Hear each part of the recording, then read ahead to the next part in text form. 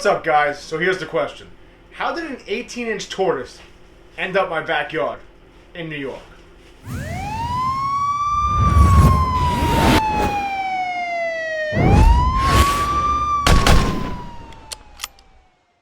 What's up, YouTube? It's Baker. Welcome back to Blue Line Morphs, guys. New to the channel, please subscribe. Hit that notification bell. Give me a thumbs up. We are a new ball python breeding channel. Definitely comment down below. Hit me up on Instagram, blue_line_morphs. Facebook page, Blue Line Morphs. Parlor, Blue Line Morphs. Alright. So, I posted Monday, Wednesday, Friday, or Saturday. Turning back to the channel, guys. What's going on? We're midweek, man. It's Tuesday night. I did a double last night from work, so been a little MIA on social media. I apologize. I just want to talk about something real quick with the last substrate video. A lot of people are messaging me in regard to Rip the Chip. Listen, guys, I like both the substrates a lot. I'm just giving my opinion on them. I promise you guys I will be completely and totally transparent. And so far, what I've seen, that's what I've seen. I'm going to tell it like it is, man. It's just kind of in my nature. I like Rip the Chip a lot. I like the KC chip that we're going to be using shortly. I love the Cocoa Blocks. So it is what it is, man. No real update going on. Ratchet's doing well. Pretty sure the other girl's pregnant. I have the 3 females I got from Sal Gomez Pythons. I started doing some pairing today. It's raining a little bit, so what we got going on? I got the Coral Glow Black Pastel Trick Mojave male. He's back in with the Orange Dream Fire Girl. I haven't seen any locks. This is the 4th time putting him with there. I did have 2 males go through sheds, so if you see some of those pictures, I've been throwing sheds in with them from a different male. I put that Spot Nose Leopard Het Clown male in with that Banana Het Clown female. Hopefully we'll see what happens. I would love to get a lock out of that. Hopefully hit a Banana Batman. We'll see what happens. It's a long shot. And then I put my Banana Pied with that Banana Enchi Pastel Butter Girl. Again, this is the 4th time putting them together. I've seen 0 locks, 0 interest from either one of them. If they don't lock this time, I might give it one more shot. If not, I'm going to use that Puma male that I got from Mike at Redline Pythons.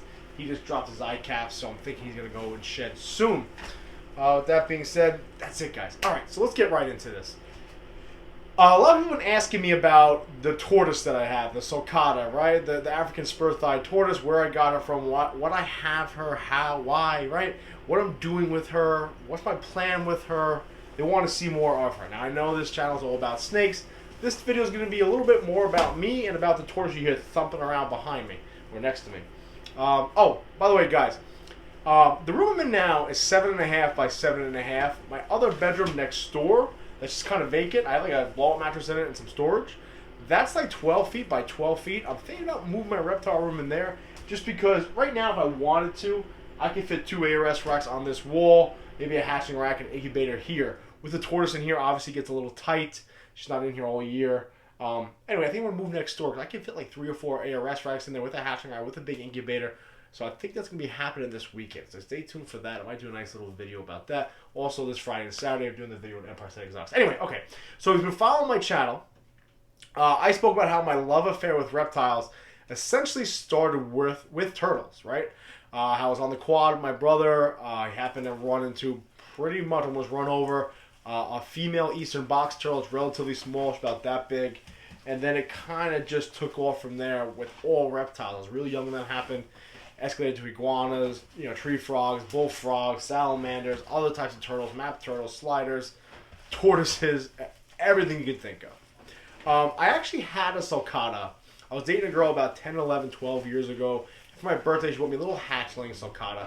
And I really wish I had kept it just because I like to have it 10 years. It's been 10, 11 years. It would probably be pretty big compared to what I have down over here.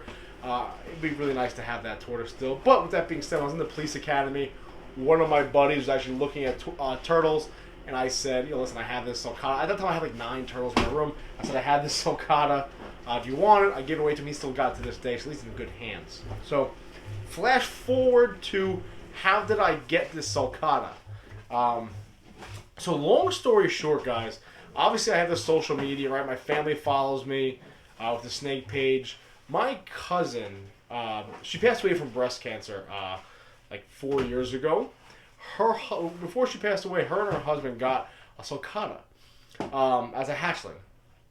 And Rob hit me up, and Rob said, hey, listen, Dev, I know you got all those reptiles. I know you always like reptiles. I'm kind of moving. I'm going to be moving. I don't know if I can keep this thing anymore. Like, do you want it? And because it was a family reptile, because it's a sulcata, because Denise gave it to him, I was like, yeah, I'm going to come get it. Now, he had originally told me it was 4 years old. So a 4-year-old sulcata is probably about that big, give or take, right? Most of the time when I see a 4 or 5-year-old sulcata, they're not really over a foot. That being said, he actually did a really good job with her because she never spent her time outside. She's always inside an inside enclosure, and she's very, very mild pyramid, which you'll see in a second. I'm gonna try to pick her up, guys, and show it to you. She's bulldozing her way around here. If I pick her up and she like goes right in her shell and she's being a scutz, then what I'll do is I'll break the counter for a second. I'll get her just walking around so you guys can actually see her. Anyway, he hit me up. I said, all right, Rob, I'm off on the weekend. I'll come by and I'll pick her up. Now, in my head, I asked, how old is she? And he didn't know what it was at first. Obviously, the reason why I think it's a female is the placement, how smooth the bottom of her shell is, and obviously the placement in between her tail and her tail length and size, right? The females have those fat, short tails, and males have the long tail, the curl underneath. So you'll see in a second if I can get her out. So I shot over to his house. I'm expecting like a 9-inch tortoise. And because he had it inside the whole time, and he was feeding it like the reptile diet, the tortoise diet pellets, she's pretty big. So without further ado, let me grab her and see if we can actually see her, okay? Come here. You're all right. Come on. So she is a 4-year-old African spur-thighed tortoise. She's kind of out. She's relatively big, guys. When I got her, she was about 14 or 15 inches. I think she's about 16 inches now. Weighs about 20 pounds, give or take. She's kind of shy. I've been getting her. You get your finger caught now. I'm telling you, it's not good. I've been handling her a lot. I've been touching her a lot. I've been hand feeding her. And when I do feed her the small little tortoise pellets, I kind of like to touch her and like move her a lot. She's getting used to me, which is good. So here she is. Now here's the thing, guys. Straight up, look, mild pyramiding, really not that bad for a tortoise that spent majority of its life inside.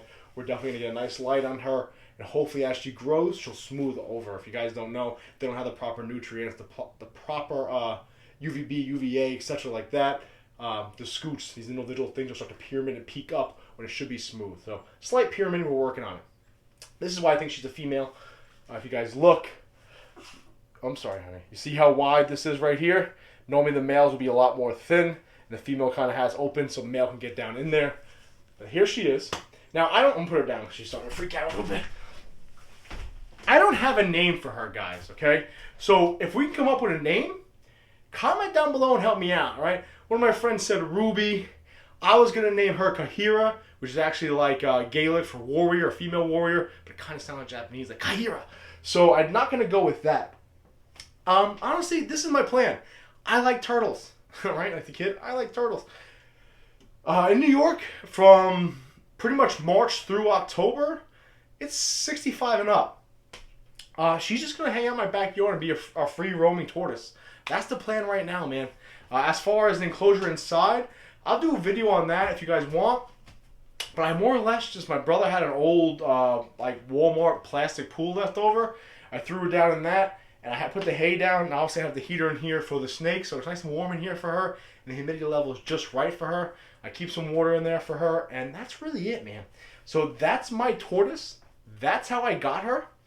I don't plan on getting rid of her. Now, all signs that I see, she is a female, which females don't get as big as a male, which is good.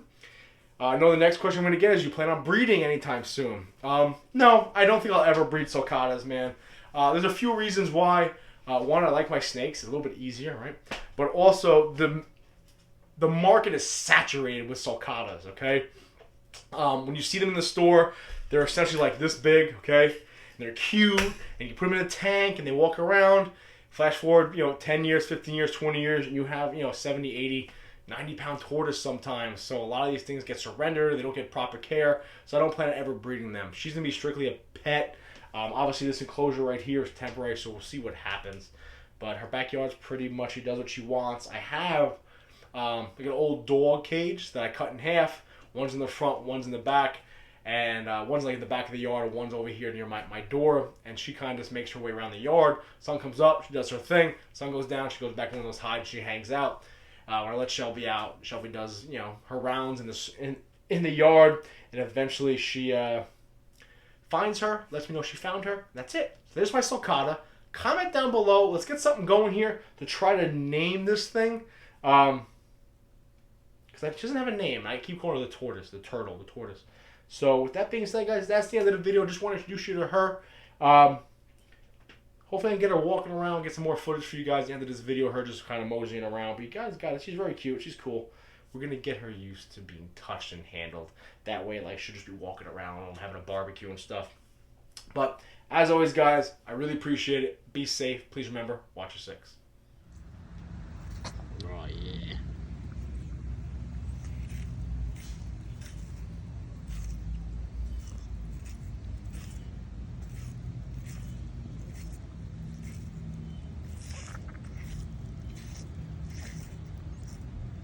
Juicy, honey? You're all right.